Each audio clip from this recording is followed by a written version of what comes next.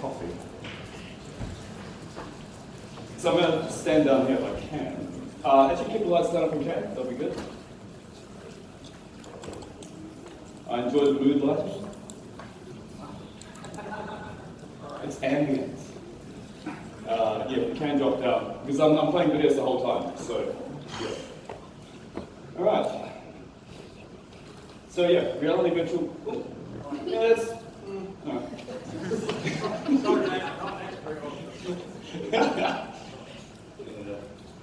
Okay.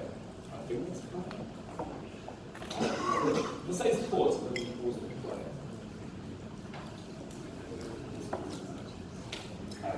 We'll find out first. If that doesn't change logo in like 20 seconds. Okay, so yeah, I'm Reality Virtual.co. We're a small niche team in New Zealand. I guess we call us boutique. 3 or 4 of us, depending on the job. And that's not fine. Sorry, guys. Yeah. If you look at the web, this is going to fast forward you.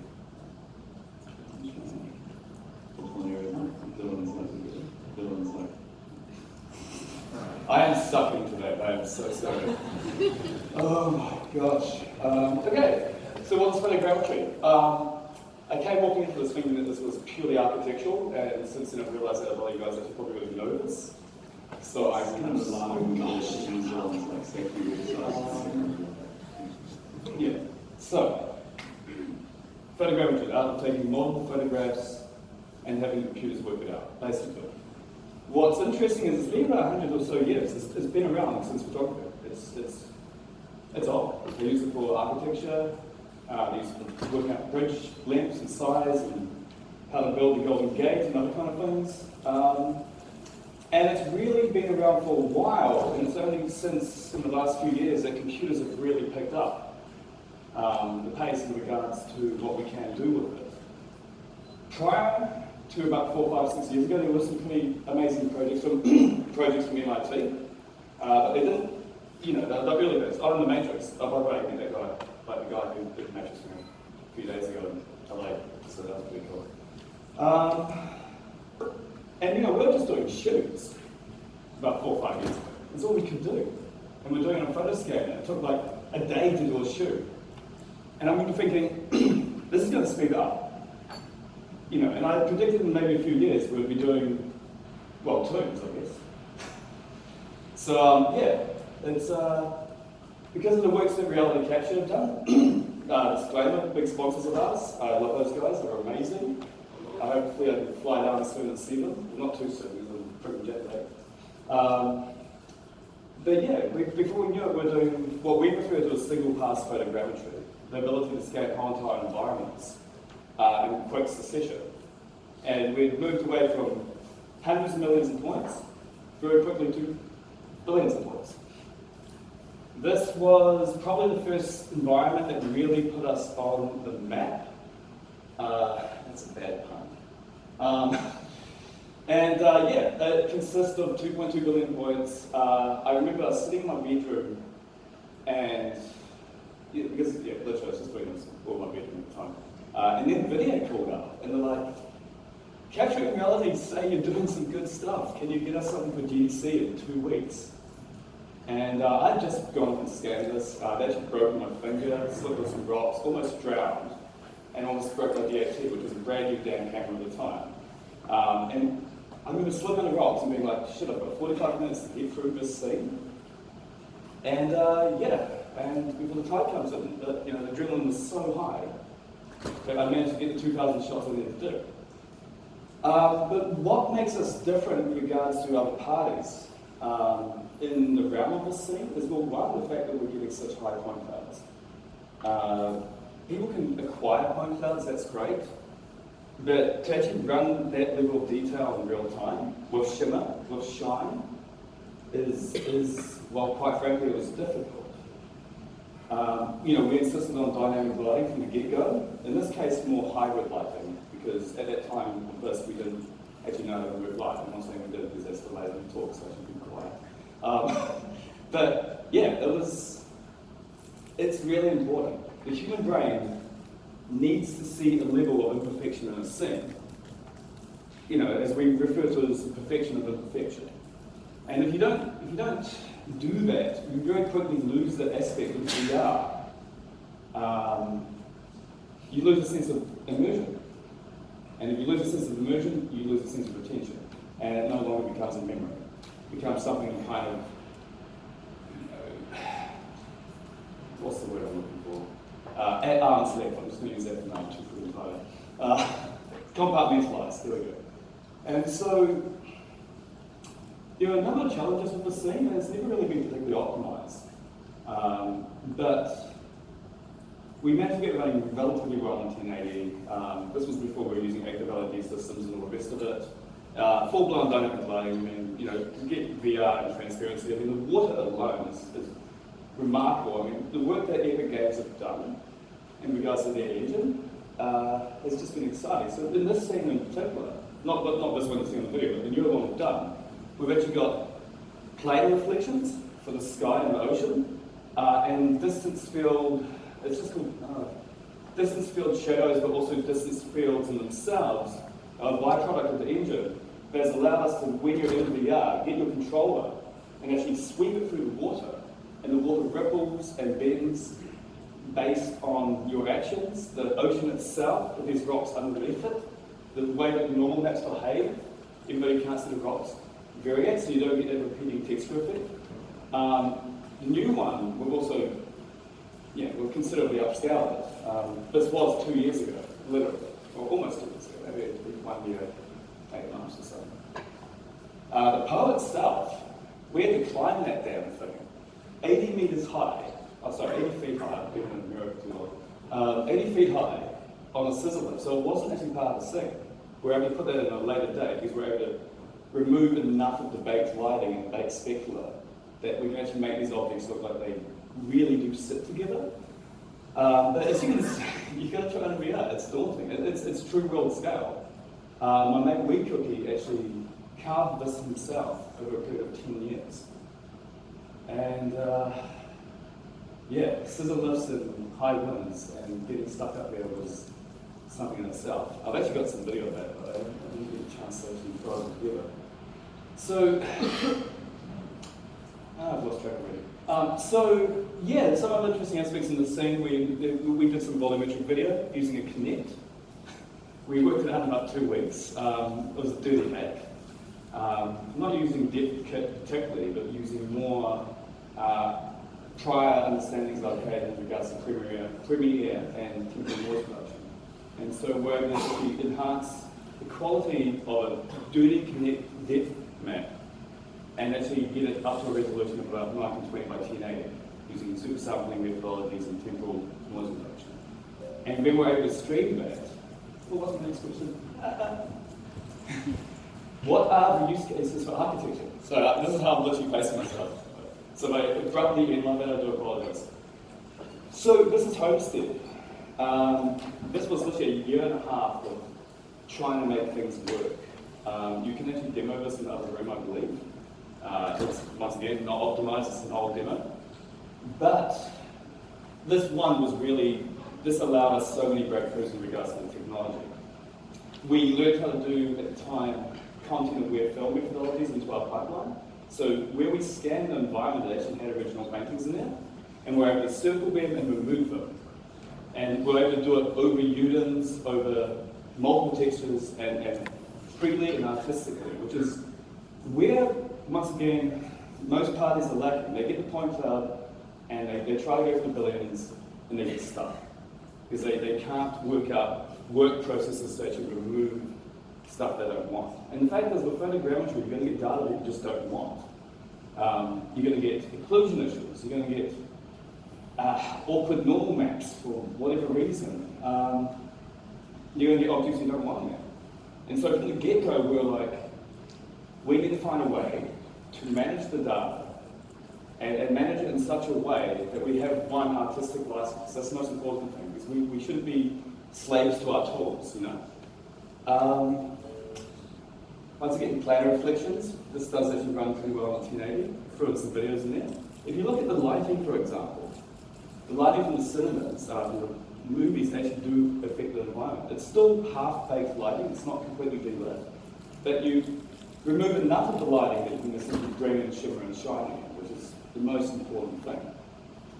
So with this one, the environment itself was about 2.5 billion points. If we were to redo it now, we could easily get 10 billion. And each artwork is about 1.5 billion points. The whole entire scene is probably about 208K textures, which is actually feels small to us now, but it's still pretty impressive. And it's really, I mean, if you look at the door, these things are so important. People like how the blue light from the light outside is actually casting in the wood. Another aspect that we discovered when we were doing the scene was how important audio is. To be clear, I have a background in Bachelor of Recording Arts. I've done a few albums, hence a lot of jokes out there. And yeah, it's really important. Like, I'd say it's 50% of the experience. So when you're actually in this scene, we're using spatial audio. At this point, we weren't quite into full-blown PBR audio, which is what I'll talk about a bit later. That you can hear the rain, and you go up to the window, you can hear the raindrops hitting it, you know, and it really does create an illusion that you're in this environment. The soft sound of music and stuff. Actually, I'll just crank it up for a little bit. You probably won't carry over very well in this, but in this case, not at all. There we go, it's very soft. And that's not. Okay, how did it all begin? Oh my god. Now here's a story for you guys. I wonder if I should put the audio on this one or not. Kia ora, good evening. The owner of an Auckland apartment building is being prosecuted after... I'll let it play for 2 seconds. There's this clip of me, you got to see it. I did not fast forward. So sorry. Escaping across the rooftop as his home engulfed in flames. These images obtained by line news, taken from a backpackers hostel across the road, show the blaze bursting through the roof of a 2-story downtown apartment building. Smoke, yeah. The alarm was raised by a worker from the Whitehead High Car. Yeah, I was pretty shaken. Yeah, big patch of black smoke. What do you see there? That's all I can see, yeah. So I was editing this on a train, so I might have screwed up. Oh, there we go.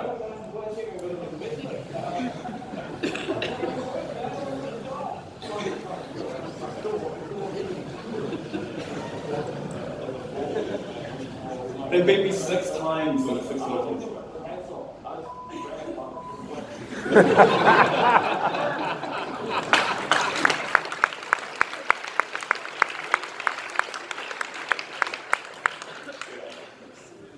So, that's how I got into photogrammetry.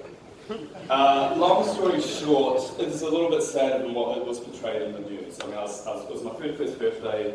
I was still pretty drunk. Someone had asked in my house the morning after. I had a custody battle that I was pretty much guaranteed to win. That had been like 5 years through. They threw out a few days later because of the house. Also, me and my partner broke up at the time and I lost her to suicide. So it was tough. And so I basically went through post-traumatic stress disorder.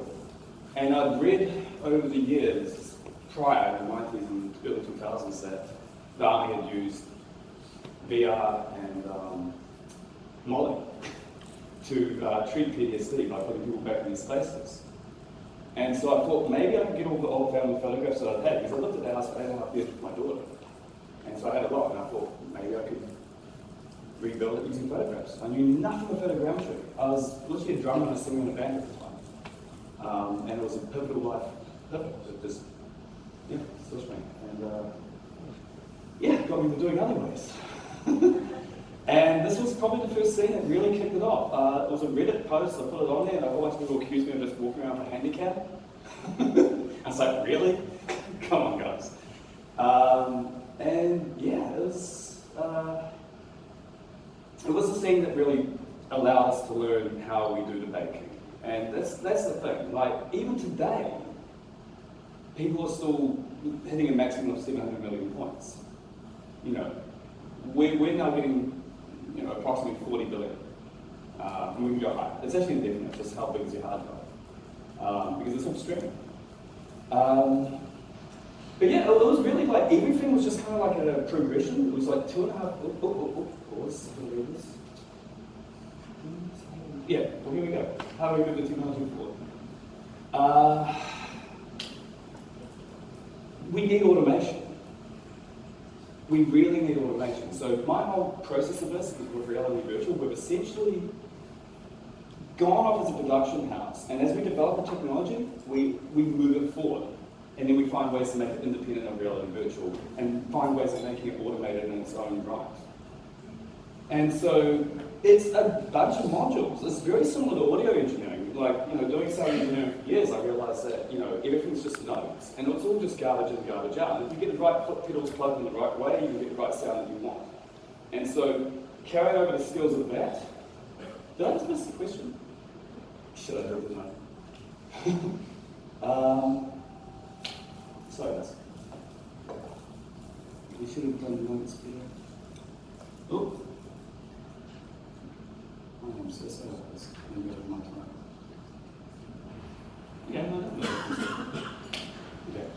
So yeah, it's all about the automation. And basically, if you treat it like a bunch of nodes, if you break up the bigger picture, the bigger problem into a multitude of different faceted areas, and you tackle it one by one, you will eventually come to, in my opinion, an overall solution.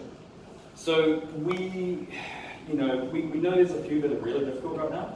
But one of the things that we started doing early was the extrapolation of roughness maps in a way that at the time was basically based on rules of thumb. So we set a bunch of roles set. If something's like very red or very saturated, it's probably something that's kind of synthetic and plasticky, so its roughness is going to be high. That in combination with normal maps and other stuff. So I mean, I think I'm talking about this now because we've got something coming up next, which is going to blow your mind. So I don't mind, essentially putting this out. But basically, if you create a whole bunch of rules of thumb, you're able to extrapolate roughness maps very fast. And they look relatively effective. And the mind doesn't really care if it's not perfect. The mind just needs to see variation. And so that was one of the nodes that we've done. The other one was the baking. The fact that we found ways to essentially break up the model and bake it in such a way that we can carry over the hardware limitation of 700 million points, which is basically due to memory restraints of systems. If you want to bake an XNOR above 700 million, you literally, none of the software will go that high because it's like hard baked at 128 gigabytes of RAM. So we very quickly realized that there was no point just buying more and more RAM. We really just had to find ways to actually bake bigger, but do forms of segmentation. Normal maps are a thing. We've noticed that pretty much everyone else in photogrammetry, when they're doing environmental scans, don't use them. And we don't know why, because they're the best thing about them. But once again, if you're going to use normal maps, you're going to get noisy and dirty sometimes. You're going to need to find ways to automate the process, or at least have artistic license in the process. So when an artist comes in and fixes one of our scenes, it's very similar to Photoshop. It's not like, you're not stuck dealing with individual textures at all. And so we've automated that aspect of it. And so these things in themselves, we've very much been wanting to kind of compile into a service. But the big goal is geometry. And so I might jump in earlier, I was going to talk about this a little later. But the fact is, I'm just going to pause that for a second. The fact is, retopology is the most difficult thing you can do. It's the thing that takes us weeks and weeks and weeks of pipeline, weeks and weeks and weeks of process.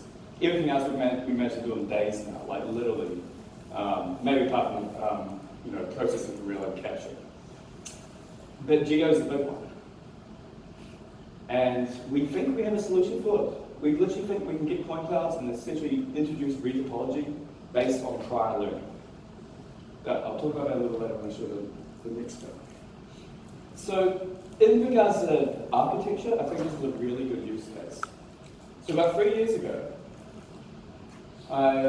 we were asked to do a thing where we literally had to climb Sky Tower in Auckland CBD. Very afraid of heights. Wasn't for much longer though. Got over it very quick. We were able to scan the CBD by scaling from top to bottom of the Sky Tower and getting enough parallax that we're actually able to photogrammetrize it. And then we put a chair on top of that sky tower. But it was a real chair. So you had a real chair in real life, and then you had the chair on the sky tower itself. And so you'd see the chair, you'd feel the chair. And you'd see the city, and like people say, well, why did you use processing there? Because even at that height, even when you move that much, the subtle bit of parallax does matter. There was also the fact that we're able to completely read light. Yeah, I wish I played audio, it's actually pretty fucking hilarious. The guy literally almost volunteered on live TV, and we're just like sitting in the corner laughing. It was great. But where this comes in with architecture is the fact that, yeah, I mean, like, you do a beautiful building that's friendly. The fact that we're able to do photogrammetry that it's rapidly, quickly acquisition. I mean, this whole entire scene was done in about a week and a half. It was quick and dirty. But to place your building in a city environment like that, it just makes a lot of sense. And so we've been kind of arguing the point that that's really something we should be thinking a bit more of. Yeah, yeah. There you go. So, yeah, is it? No interest. Yeah, and did I miss another question? No, I didn't. Okay, sorry. I should have prepared better. Yeah, so this in itself is quite interesting. This was actually an old 1920s film studio, and I think it actually really relates to something. I have to pause for a second because it doesn't go quite long. The fact that I see a lot of parallels now in what I refer to as film 2.0 in regards to what was happening in the 1920s, 1910s or teens, or whatever the hell they call them. You know, we're at that stage now of VR where we're kind of like trying to work out how to develop the film. And that's kind of like where Kodak was 100 years ago. And so there needs to be a little standardization. And with this thing, it was kind of like we wanted to really implement, we wanted to actually have in the cinema, we never actually got around to doing it completely, where we had this beautiful 1920s cinema, and we were going to, there's this whole theatre behind it, and we're actually going to play the video of the train coming into the station. I don't know if you guys know, there's this classic footage of a train coming into the station. It's black and white. But back in the day when they played that in cinemas, half the people ran out of the cinema thinking it was real. And so yeah, it was a bit of a gimmick on that one. But yeah, I mean, old things are beautiful. Once again, this actually won us our first capturing reality license, this single doing, which is actually really nice. I look at it now and I cringe, but hey, it's great. Why art for art's sake? Now, coming back to Wallace Homestead, every time you do a project, you have to find something in that project that's going to challenge your pipeline. The whole point is that you really got to make yourself obsolete. Like, I literally prefer the fact that I'm literally here to make my own pipeline obsolete. Because if you get stuck on a methodology, like some of the big studios really do, we've seen this with a few big ones, I'm not going to name names, but they will throw, and this is their term, 100 monkeys at a job, rather than actually finding better ways to do things. And so it was actually Homestead that taught us how to do true roughness extrapolation. True roughness extrapolation using cross-polarization. So the only other parties I know who are doing accurate roughness extrapolation, I think it's Quixel. And so, when we did these paintings, we were actually able to get the values that were true to life. We didn't do it with the environment because at that time we couldn't do roughness extrapolation for environments because it was just too large. But, it was like literally every project we did, and this was all, by the way, this is all just literally personal work. I mean, none of these projects to this point of time had actually paid a cent. I was literally raising my daughter on the DPB while doing all these things. Which is kind of crazy. But, yeah. You've got to treat everything like it's R&D. Is basically the moral of the story. And just don't tell the client that you're treating everything like R&D. I think that one shot there is probably my favourite, where you get the bird eye and it literally can zoom, it just zooms right out. Just give you a level of detail in that second. Yeah. Now waiting for the next question. What's my next question? Sorry guys. Yeah, but it's a cool thing. Once again, that's so screwed inside. This is why you do prep, guys, and get some sleep once in a while. Honestly, I'll just say something quickly about that artwork. It is so detailed that as a bit of a gimmick, I literally put it on a horizontal plane and acted like I was on a planet. And so you're literally able to zoom into a painting to such a level that you can flip it on itself, flat, and it was like the canvas dots were like, you know, the oil and whatnot was like mountains, and you know, like the paper would go as long as the eye could see. It's really quite cool. How do we make virtual reality matter? Okay, this is the industry is fucked section, basically. There are a lot of companies producing a lot of bad content with a lot of marketing dollars, and they're making it difficult for the companies that are actually really doing good work. And we're seeing this time and time again.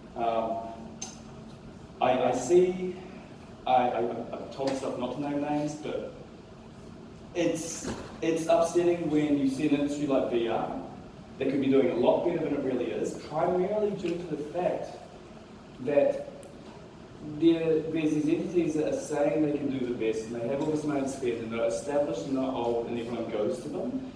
And they, you know, if you go to Los Angeles, the dollars are crazy. You know, there's like $1.5 million projects going off that, you know, we're putting together for like less than 50K in New Zealand. I mean, we don't understand, and I mean, literally, like there's a Smithsonian project recently, and my good friend actually did it, and he went with a company that starts with F, and they did such a bad job that they couldn't release the bad project. And that company was also working with AI, which was another terrible situation. And we're just, if everyone keeps on like allowing these parties to produce bad content, you know, the end user is just going to get so dismayed, you know, by just being told that this is the best and they're going to go see it, and they jump in, it's just not great. And we saw a recent Dutch project in the art round that proclaimed that they did photogrammetry. And I honestly, and I know HSBC spent like $1.5 million on it, you couldn't see anything in the artwork. There was not a single line in the sand. There was no roughness. They used a basic gloss mat. And they called it photogrammetry. And so now, you know, everyone's like calling me up and saying, hey Simon, you got to check this amazing thing out, it's incredible. You know, I go check it out, and I'm just like, what am I looking at? And also, thank God that no one should kick our ass. So, tell us all about Nefertari and why it matters. So, about 9 months ago, I did Nefertari, Queen Nefertari, amazing project.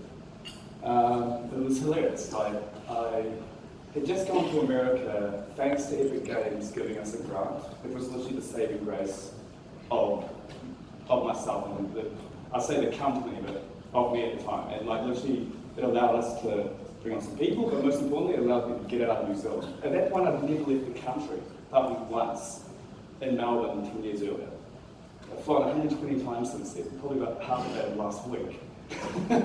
But doing this was just, Nefertari has set the bar of what quality of VR really should be. And, you know, and what photogrammetry really should be. This one experience they released in July had been sitting as the #1 educational app, not educational VR app, educational app on Steam. 11th highest on Steam in general based on user reviews for July and August, showing that VR does actually have a market if it is done well. So, I mean, there was a blast doing it as well, like literally like 5 guys with AK-47s. I got to spend like 2 days just by myself in the tomb, kind of meditating and all this kind of crazy stuff. I do not this. Also, the whole entire tomb was de-lit. Like, this was the first photogrammetry of an environment that was completely fully de-lit and fully PVR extrapolated, using the methodologies that we used with the custom camera work that we did. And the detail is good. And the newer version, I don't know if we got this running. Did we get that running, guys? If not, it's fine. I can show people later. Okay, later guys, later. There's a new version I want to show you. This version is the lame Steam VR version, Steam version. The version we have is approximately 8 times higher in detail, has full-blown dynamic lighting and still runs at the same performance. Has true PVR audio. This is exciting stuff. PVR audio. Literally, the difference in the materials that are based on the materials themselves that we supply the engine, you know, different roughness variables and all that, literally affect the rays in audio. So if there's a lot of paint and marble in that area, that is how it's treated. It's spatial, it's PBR, you know, we're getting to the point now you actually describe what the materials are. You know, and this is when we are actually truly encapsulating reality with digitization. You know, we're not just doing textures, we're not just doing photos, we're doing what the actual qualities of the materials are, and that's extremely important because as the game engines get better, as RTX comes up with NVIDIA's new format with real-time ray tracing, you know, these demos are going to look, even the same demos as they're released now, are just going to look that much better in a few years' time. The resolution alone is going to keep for 5 years. The headsets won't get up to this anytime soon. So when we encapsulate these environments, we go overkill because quite frankly we're future-proofing the experiences for future generations to really, really, really enjoy. And that's, so, are we good for time? There we go. Give me 1 minute. Okay. Oh, I mean, we're good on time. Okay. So I just, time is, I lose track. So yeah, that's where kind of cultural preservation comes into this. I'm jumping a little early on the video, but it's okay. It's really important we capture these things. They're not going to exist forever. They're not going to exist for a particularly long time. I mean, with Nefertari alone, and I do take a little bit of a grudge on this, is the fact that this is a privately ascertained asset. It was not our work as such. We were a hired hand. And so if we want to digitize Nefertari or back it up for whatever reason, you know, for the purpose of, let's say, just humanity, it's not for us to say. And so we're really trying to move away from this, you know, when it comes to cultural aspects, we're really trying to move away from the paid gigs. You know, we want the gigs to essentially pay themselves for the purpose of actually being a beneficial thing for the planet, which is essentially why I got into this in the first place. You know. And just give me 1 second, because that's going way too long. Let's see, fast forward. Okay, and this is why. I think we all know why. Yeah, it's going to come to a realization very soon. This is the most ad hoc demo talk I've ever done, by the way. Why is cultural preservation important? So yeah, I think what happened in Brazil was quite frankly, oh my God, where's my brain?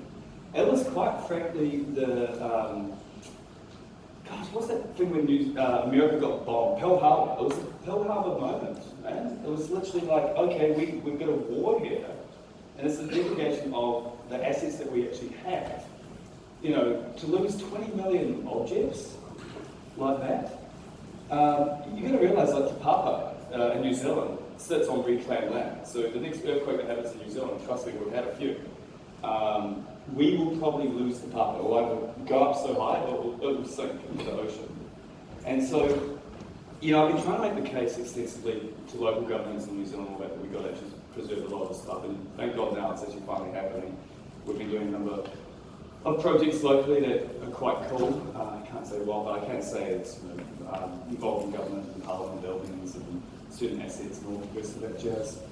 But, yeah, I mean, you don't know what you've lost until you've lost it. And I can tell you that on a personal level. And we honestly believe if we make this a philanthropic, by the way, that took me 4 weeks to learn that word, philanthropic initiative, you know, we allow parties who essentially have means or wealth to fund and or sponsor expeditions of works that I basically would refer to as the history books of the future, the history books of time. You know, these slice of life experiences that we're encapsulating right now, these spaces and places and places, is really basically what children and other parties will be looking back 20, 30, 40, 50 years from now, going, wow, remember when it was like that, you know? And so if, just like when they did expeditions to Antarctica 100 years ago, the person who funded that expedition, his name, her name, sorry, sadly, most likely his name back then, was well, will be kept forever. And so there's something about people, who have a certain amount of wealth and a philanthropic attitude is that they do want to hold on to a legacy. They would like to be remembered. And so, we've been talking to a lot of parties. We're just starting conversations with UNESCO and UNICEF and a few other things, Red Cross, other parties, to see if we can really allow this to be funded. But to allow it to be truly funded on a global scale and done in such a way, we need to go back to the level of automation that I was referring to earlier. We need to make it faster, simpler, quicker. We need to be the Kodak. We need to allow people to essentially just go off and take these photographs and we just process it in an automated manner that makes the whole entire thing a lot more plausible. Because if we're doing it the way we're doing it now, we've got one guy doing 4 weeks of modeling and retopology, it's not going to work. So we can throw a whole lot of money at the problem, but we're better just throwing a whole lot of money at the research and R&D to make the problem a lot more easy to solve. And so it comes into, how do we back up the planet?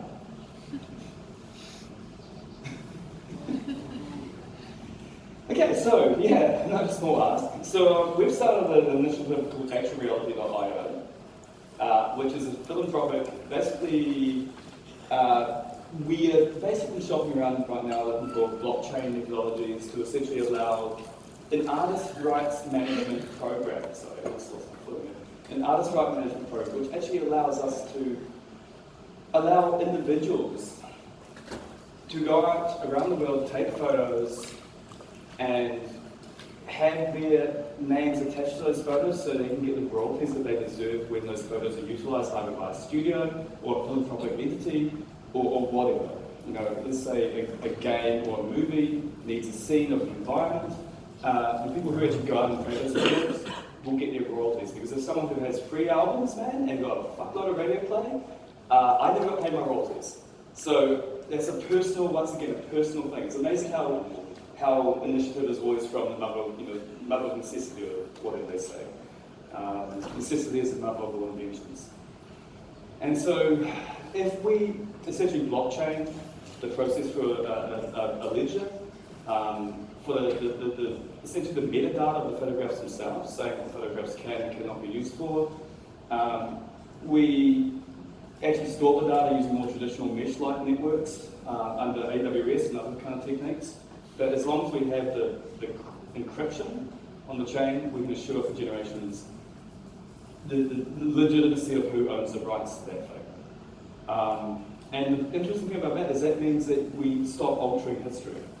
History is not written by the people who win history. History is literally there. It's history. It's, from this point onwards, we can essentially start recording history with a non-bias. How do we recover what we have lost? So, I think I timed that wrong, actually, because that title should have came after the ISIS stuff. But here we go. How do we recover what we lost? So this is Christchurch Cathedral. We lost this in 2011 and the lives of 300 New Zealanders. Christchurch lost 70% of its inner city buildings in that earthquake. And so we went on the radio a few weeks ago, and there's a publication coming out soon, New Zealand's biggest publication, so 5 people might read it, where we're asking people of the public to submit us all their photographs, all their wedding photos, the whole entire lot, and we're actually throwing all this data into a deep learning algorithm that is allowing us to enhance not so great photos, so this would be what you'd say. And this is where it comes in, so I'll pause that for a second, because this thing is really cool, the next thing. I'm being busy. The fact that we can essentially re-enhance, so we do super sampling. The way we do the super sampling is really interesting. We essentially use the data of the photos to be enhanced photos plus photos. And so instead of having celebrities' faces, like, I don't know if you guys know image.net or celeb.net, it's a deep learning thing, these assets are available. What we discovered is we actually use our own assets to enhance our own assets. And so with Christchurch Cathedral, we're now doing in-painting, where areas are missing, where we don't have completion of the data. We're now super sampling those photos to actually get better photogrammetry point cloud. And so it's very possible that we'll get a It won't be as good as if we had a D850 with us and we're taking all the photos ourselves. But it's a hell of a lot better than what you'd expect from a whole bunch of JPEGs and tourist images. Now for the next motherfucking thing, and this is huge.